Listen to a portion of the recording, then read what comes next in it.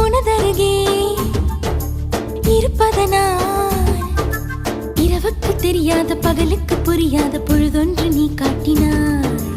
இதயத்தில் நீ இருப்பதனால் நான் தூங்கும் நேரத்தில் என்னுள்ளே தூங்காமல் நெஞ்சுக்குள் வாயாடினாய்.